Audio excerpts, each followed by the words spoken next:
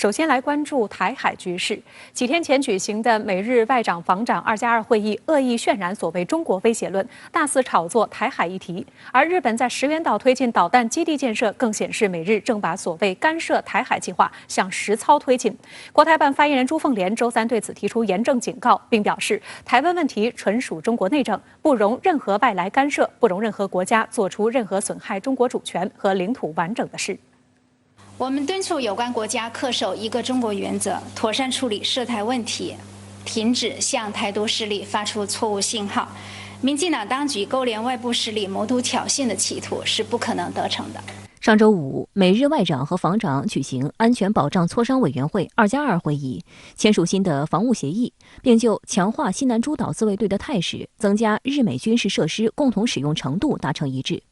分析指，该条文内容指向的正是在冲绳县所属石垣岛上加紧施工的日本自卫队导弹基地。按照日本防卫省的计划，2022年底之前将完成在石垣岛部署陆上自卫队的导弹部队，规模约为500至600人。当地《琉球新报》评论认为，美军和日本自卫队预想所谓“台湾有事”进行联合行动的策略正变得愈发鲜明。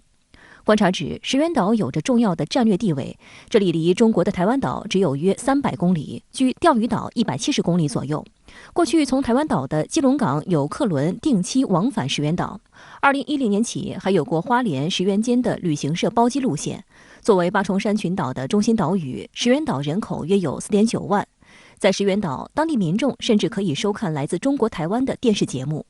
基本上石垣岛部署这个飞弹这个其实在伊那国岛已经开始建设了。那石垣岛大概距离台湾就有270公里即使距离这个桃园机场也不过300公里，所以这个距离是相当近的。如果依照那个日本所说的台湾有事的话，日本有事，那当然，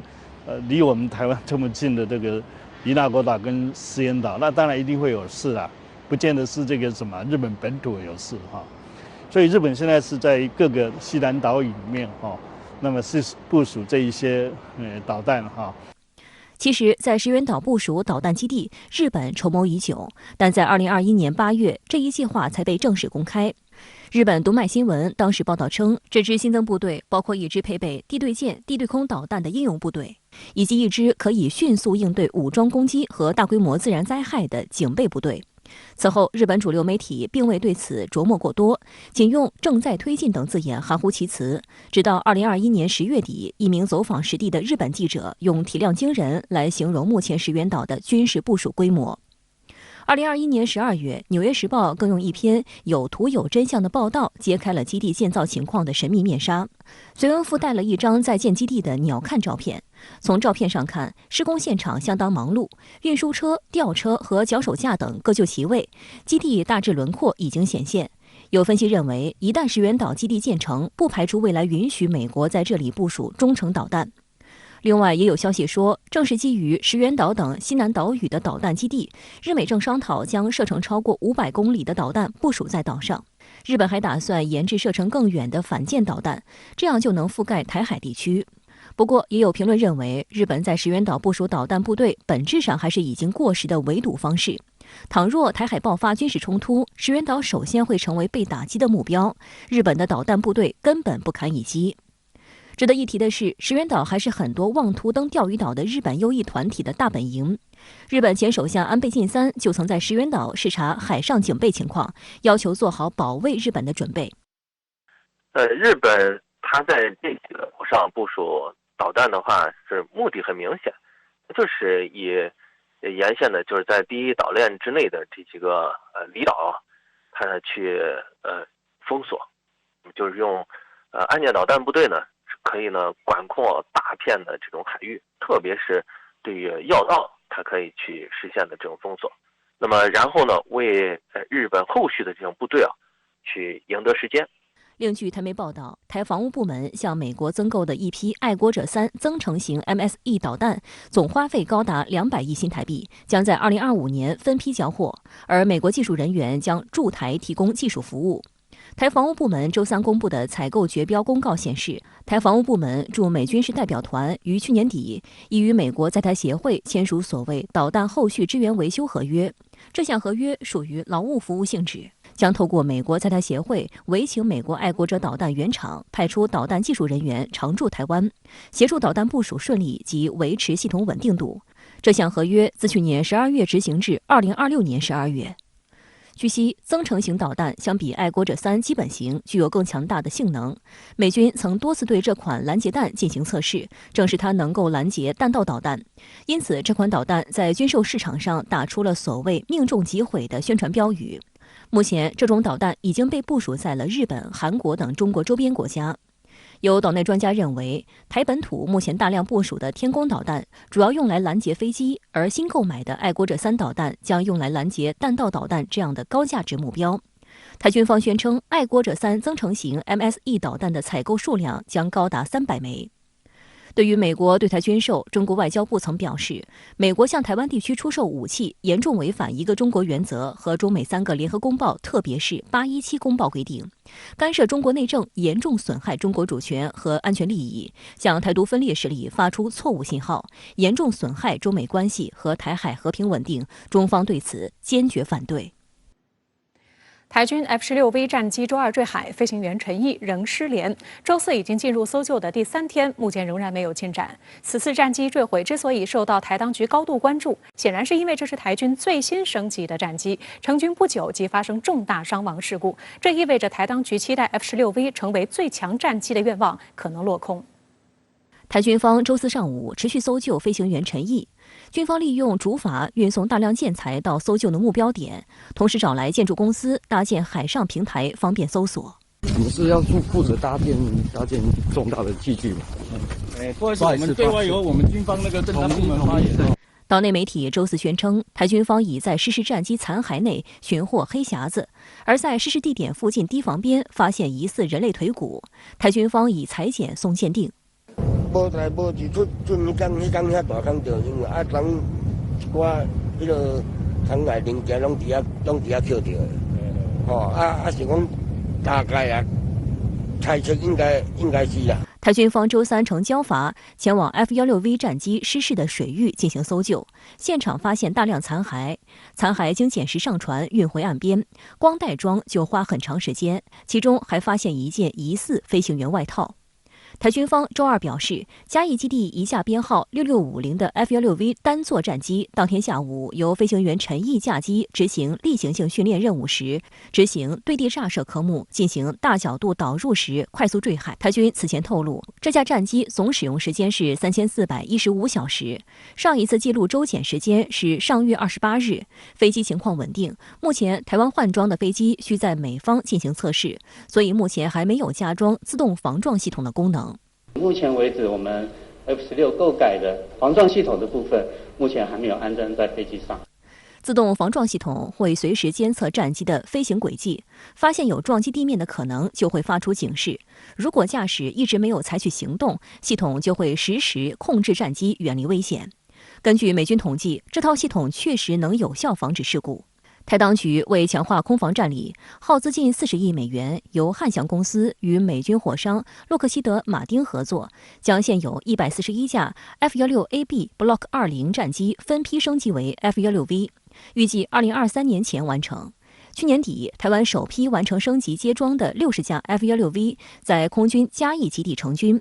此外，2020年美国向台湾出售的66架 F-16V Block 70战机，总额80亿美元，预计2026年前交机。如今，该战机在换装后首度失事，所有 F-16V 型战机无论是否已经进行结构改造，全部停飞，暂时无法再监控解放军军机绕台。相关任务由幻影战机与经国号执行。近年，台军频频发生意外，战机失事已不是罕见的新闻。台湾军方之所以感到错愕，是因为这批 F-16V 战机在去年11月底才成军，这么短时间就造成重大坠落事故，岛内舆论一片哗然。有军事专家指出，这批 F-16V 改装前其实已使用了近30年，受制于旧战机技术性能局限，必然存在许多无法改动的地方，即使经过改装，也无法达到新机的技术水平，且剩余使用寿命可能不会超过10年，甚至更短。对于台战机频频出事，台湾联合报评论认为，深系两岸互动敏感最前线，空军飞行员势必压力巨大。其次，在少子化已成为台湾安全问题的情况下，合格飞行员招募非常困难。目前台飞行员招生，只要身体眼睛好，学业可以再要求。因为台湾现在的飞官的人才其实是越来越少。说真的，光是视力这一环，现在年轻人能够过关的就不多了。对，那愿意当军人的又更少了。我必须很坦诚的讲，最近这几年，我们的飞机失事率实在是过分的高。你看已经掉了多少架飞机了，甚至连我们的参谋总长去年年初的时候就都掉了。那这样台湾到底要做这样无谓的损失要多少呢？香港大公报的分析认为，台当局在台独死路上狂奔，破坏两岸关系，升温台海局势。解放军为了捍卫国家主权和领土完整，扩大巡航台岛的规模，台军疲于应对，发生意外的次数也就多了。而蔡英文和民进党则是罪魁祸首，为了一党之意识形态，把军人和老百姓当作炮灰，祸害无穷。另外，中国国民党在1个月内历经4大投票，台中市第2选区民代补选、民代林昶佐罢免案的失败，岛内泛蓝支持者士气受挫。周五是国民党主席朱立伦重新接掌国民党第100天。针对最近的纷扰，朱立伦表示，相互指责或是内部的一些纷争会让支持者失望，会继续的努力团结大家。所有的错、所有的过，一定要自己扛起，内部的检讨一定要，但是交相指责或者是内部的一些纷争也会让支持者失望。近期，朱立伦已经多次道歉。他强调，目前国民党最重要的事情是年底的县市长选举。只有民进党希望把我们这个船给打破，希望我们沉船，希望我们方向更乱。我们会坚定我们的立场，国民党就是爱台湾。朱立伦也响应战斗蓝发起人赵少康，承诺扩大党内决策圈。前高雄市长韩国瑜则透过社交媒体鼓舞蓝军士气，呼吁各方要放下歧见，团结向前。好的，马上来连线特约评论员刘和平。刘先生你好，那么您认为最近国民党在岛内连吃3场败仗，这背后的深层次原因究竟是什么呢？其实严格来说，国民党不只是吃了3场败仗，而是连吃了6场败仗。因为4大公投案本身就相当于4场选战，再加上1场民代补选和1场罢免案，就是6场。而且这6场战斗都是国民党主动向民进党发起进攻的。再加上国民党主席朱立伦还是新官上任，换帅如换刀，无论如何都不应该败到这样一种境地。我注意到有政治立场偏蓝的岛内媒体认为，国民党之所以兵败如山倒，根源就在于没有了党魂，没有明确的意识形态与中心理念，尤其是没有明确且有别于民进党台独路线的两岸路线。我认为这个看法有失偏颇。在前主席江启臣领导的国民党的时候，的确是在党的核心理念和两岸路线上出现了动摇，甚至是出现了想要淡化与放弃9·2共识的倾向。但是这一倾向在朱立伦当选党主席之后得到了纠正。朱立伦已经明确表示，国民党将会重新举起9·2共识的大旗。但是目前岛内的政治生态与政治版图已经发生了根本性的变化，原本蓝大于绿的政治版图已经被逆转成了绿大于蓝，而且在岛内外政治环境的共同作用下，这一趋势还在不断的得到强化与巩固。我们知道20年前在蓝大于绿的政治生态下，那个时候是民进党逢选必输，撼动不了国民党的执政地位，而现在这是国民党逢选必输，难以撼动民进党的执政地位。我相信只要这种政治生态与政治版图不再一次出现根本性的变化，未来国民党在岛内的生存就会成问题。而这样一种局面发展下去，我们面临的将不再仅仅是岛内政局与政党政治生态的进一步失衡，没有强大的在野力量能够制衡民进党的问题，而是没有力量能够制衡台独。台海局势将会因此进一步失衡，甚至是天翻地覆的问题。那么您认为在连吃6场败仗的情况下，未来国民党的出路究竟在哪里呢？我注意到，在连吃6场败仗之后，党内不仅把炮火对准了刚刚当选国民党主席不久的朱立伦，要求朱立伦辞职下台以示负责，而且国民党内还出现了一股强大的要求韩国瑜重新出山，带领国民党重新出发的声音。韩国瑜的支持者甚至还举办了一场万人挺韩大会。我注意到，跟几年前一样，目前站出来支持韩国瑜的仍然是国民党内的深蓝势力，而且都是一些上了年纪的人。我认为大家必须要正视岛内政治生态已经绿大于蓝的政治现实。在这种情况下，国民党光是拥抱泛蓝，已经不可能重新夺回岛内的政权。国民党的未来出路不仅要取得岛内中间选民的认同与支持，而且要逆转绿大于蓝的政治生态，才有可能实现咸鱼翻身。在朱立伦刚刚上台没几个月的情况下，就嚷嚷着要韩上朱下，那只会让党内出现更严重的涣散。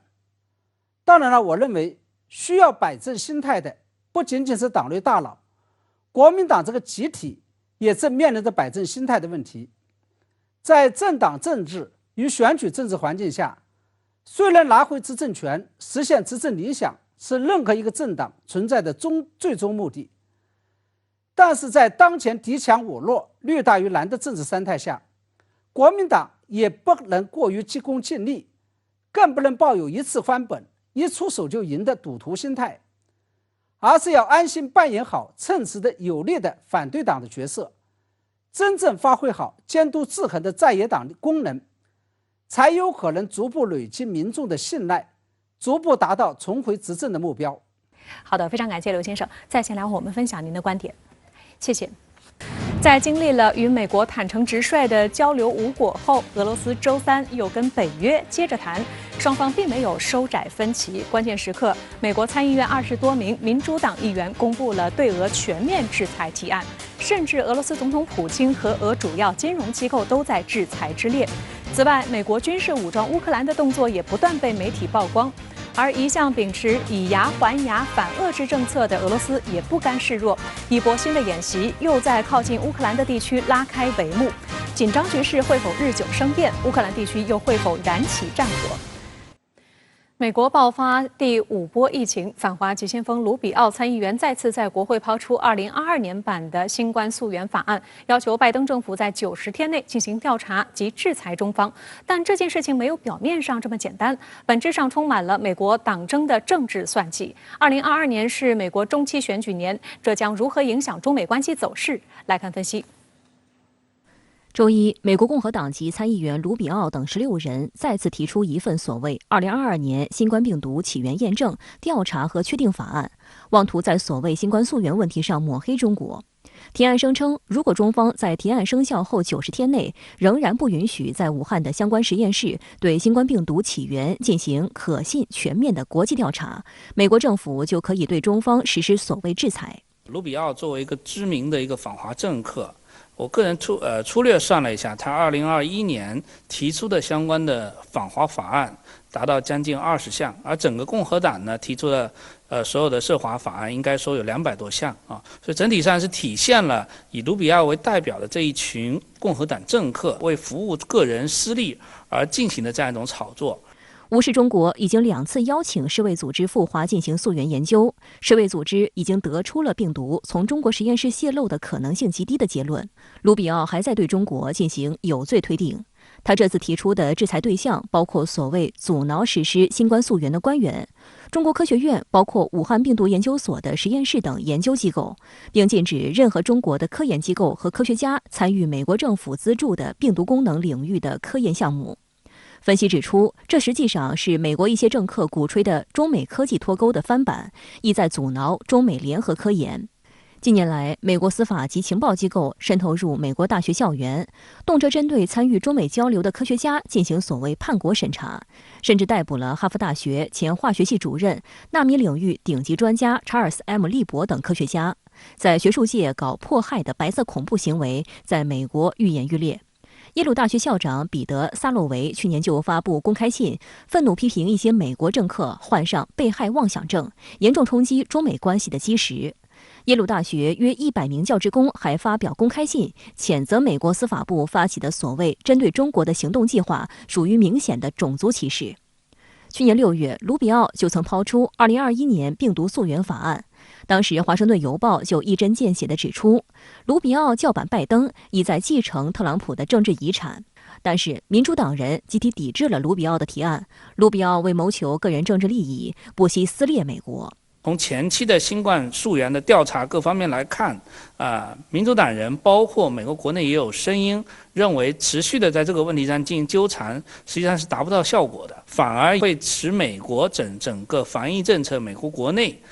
遭受这样一种负面的冲击，有可能会再引来一波国际上对美国国内相关的疫情溯源和追责的这样一个调查。所以说，共和党人以卢比奥为代表的这帮人，如果他持续在这个问题上去发力，他有可能会继续的在这个问题上伤害美国自身的防疫也好，还是各方面的政策以及国际形象。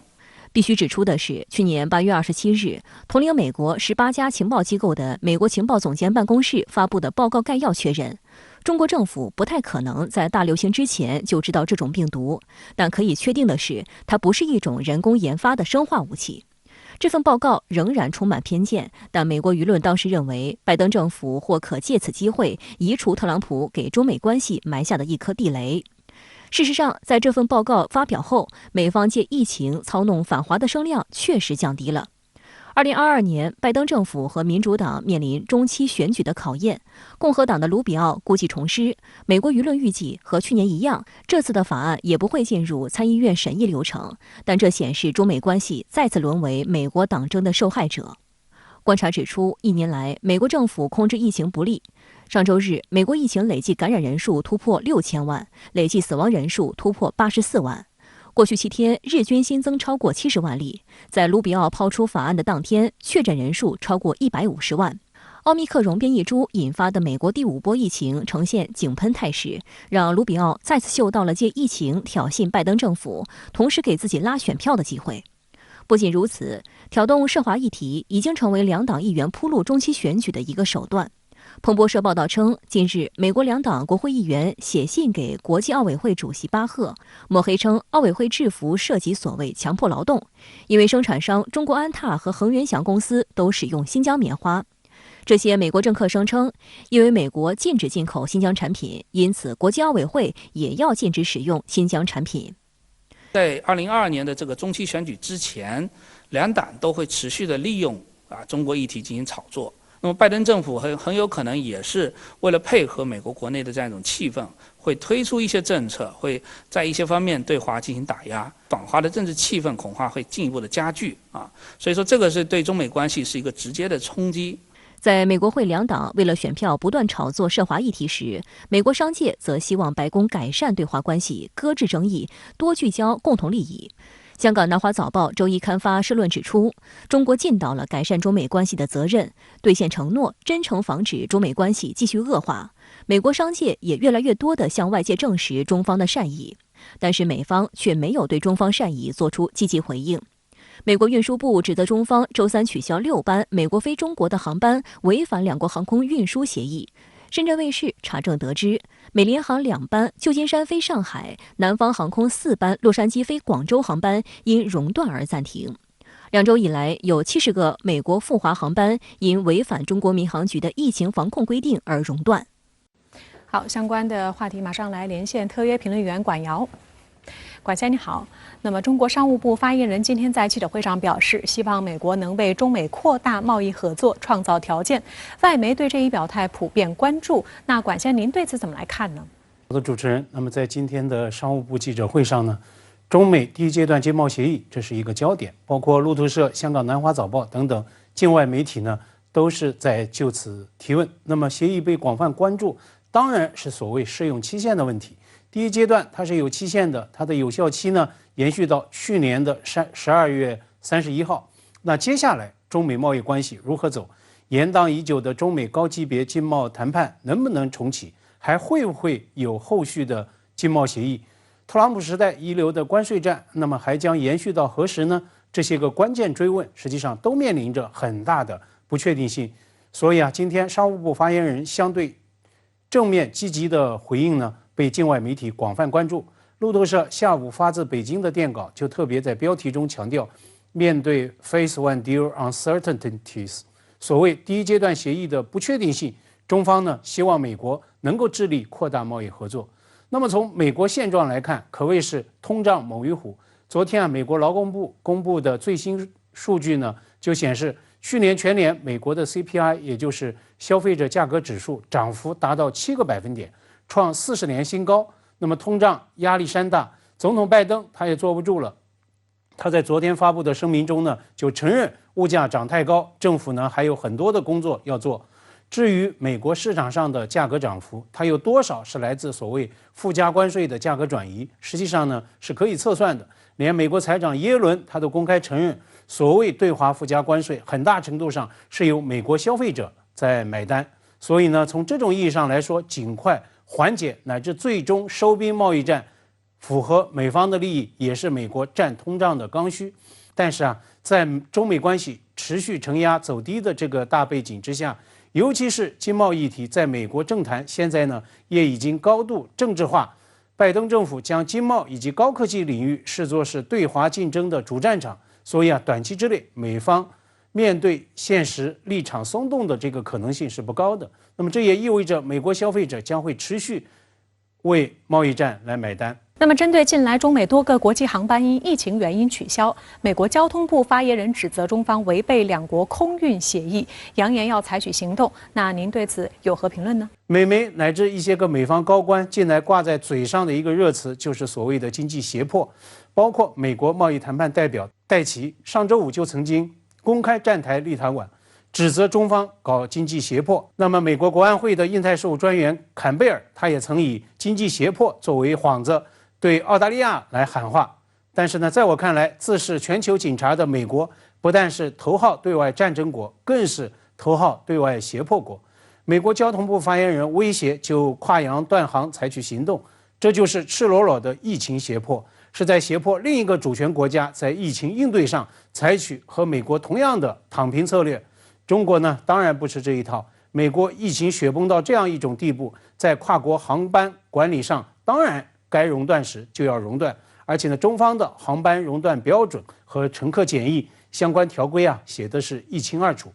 根据路透社今天发自华盛顿的电稿引述相关统计，进入新年以来，已经有70个美中跨洋航班被取消。但是呢，我相信只要美国的疫情火山一天不消停，那么航班大规模取消就一定会是常态。去年底，美国飞中国的国际航班在升空飞了将近一半航程之后，竟然掉头返航。口口声声对外采取行动的美国交通部，又对这样的奇葩事件采取了什么规管行动呢？美国对外胁迫症病入膏肓到这样一种地步，还有治吗？还能治吗？好的，非常感谢管尧先生在线来和我们分享您的观点，谢谢。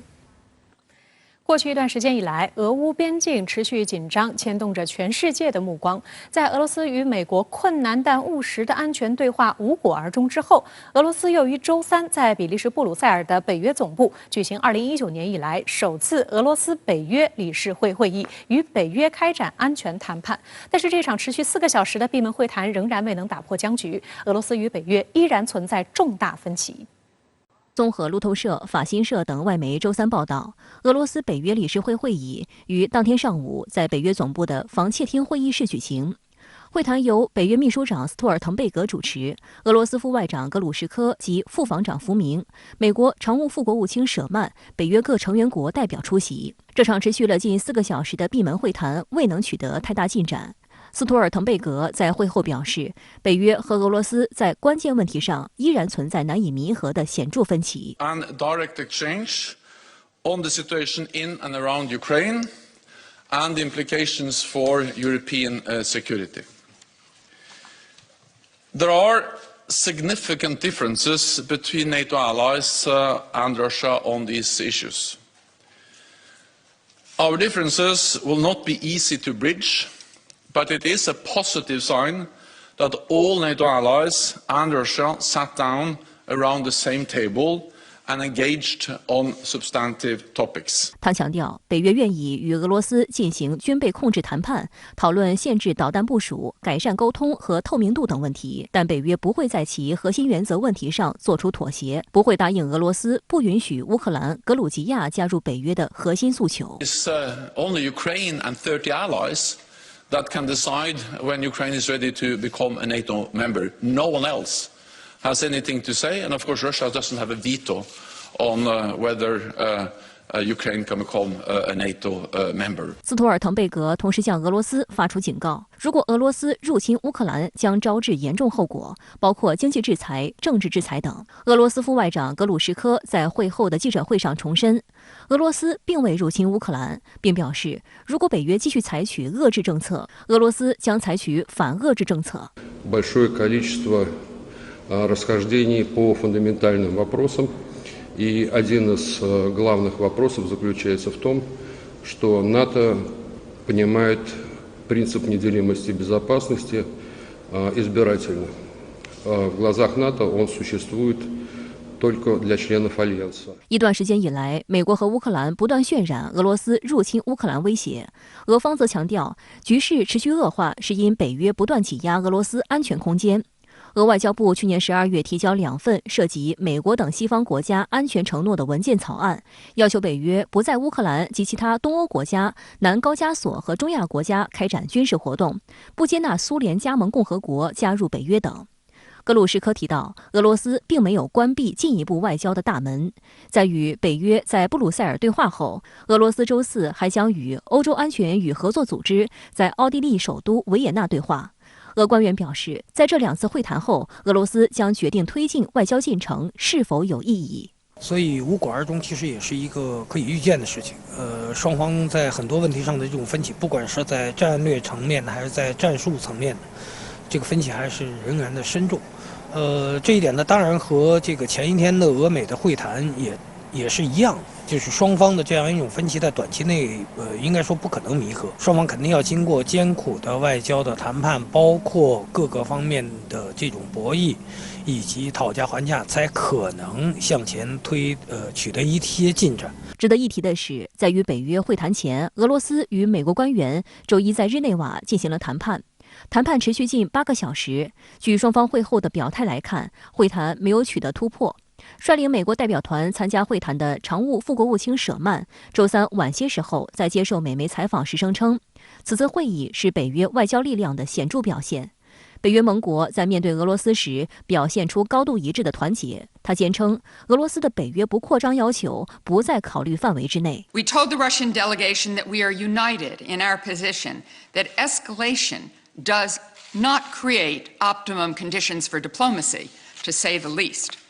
That is now the situation we face. 华盛顿邮报援引有关文件披露，美国民主党参议员周3将向国会提交法案，规定一旦俄罗斯采取行动，美国将对俄罗斯政府和军方进行的全面制裁的议案，其中包括对俄罗斯总统普京和俄主要金融机构的制裁措施。白宫支持这份对俄制裁法案。此外，在反对俄罗斯要求的同时，美国甚至还主动做出北约东扩的表态。美副国务卿纽兰周2就扬言，美国很乐意考虑让瑞典和芬兰加入北约。对此，俄总统新闻秘书佩斯科夫回应称，俄方对这一表态感到担忧，北约是对抗的工具，对俄构成威胁。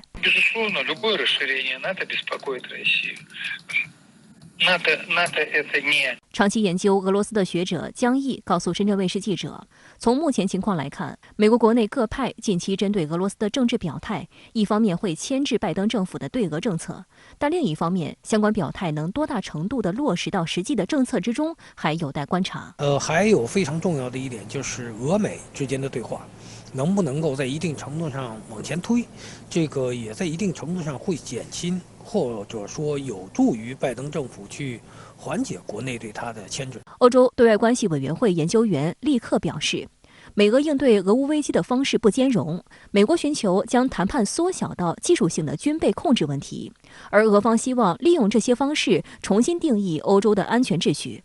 利赫称，无论本周俄罗斯和西方国家之间的会谈结果如何，这些会谈可能会塑造未来多年欧洲的战略格局。这一次谈判，包括以后的这个谈判，都是要检验北约到底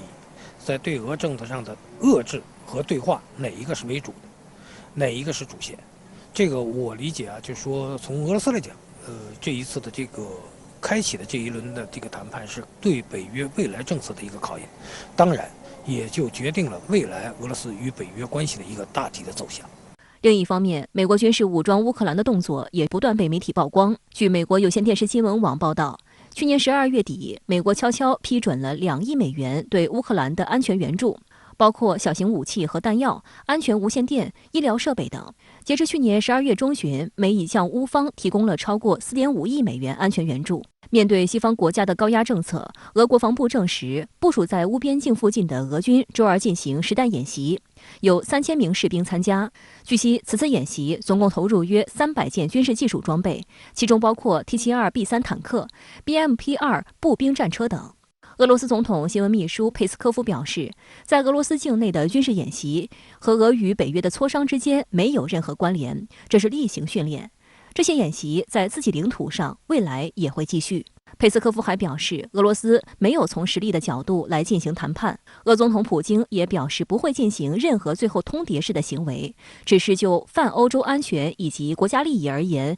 局势已经到达了一个临界点，这是欧洲和欧洲安全结构的一个组成部分。不管它是作为推进谈判桌前的一种动力也好，还是作为谈判包括后续谈判的一种筹码也好，都会在一定程度上对俄罗斯的对乌政策和俄罗斯对西方的政策起到一定的这个帮助作用。所以俄罗斯现在继续在俄乌边境地区进行这个军事演习，一个方面来说是对乌克兰政府的一个施压，另外一个方面来说也是做给西方国家看。有分析人士指出，对话是俄美2个大国之间的刚需。对美国而言，它虽沉迷于大国竞争，想通过打乌克兰牌对俄施压，但同时面临骑虎难下的窘境，可能深陷盟友和伙伴所要的安全保护之中。乌东局势更是一个烫手山芋，所以美国一方面要利用乌克兰这枚棋子开展大国竞争，一方面要通过对话防止大国关系失控。对俄罗斯而言，提出安全保障提议可视为一种外交攻势，不但破解西方构建所谓俄欲对乌入侵的叙事，也成功把西方请上谈判桌。接下来，俄罗斯会继续保持主动外交态势，在这场复杂博弈中创造有利机会。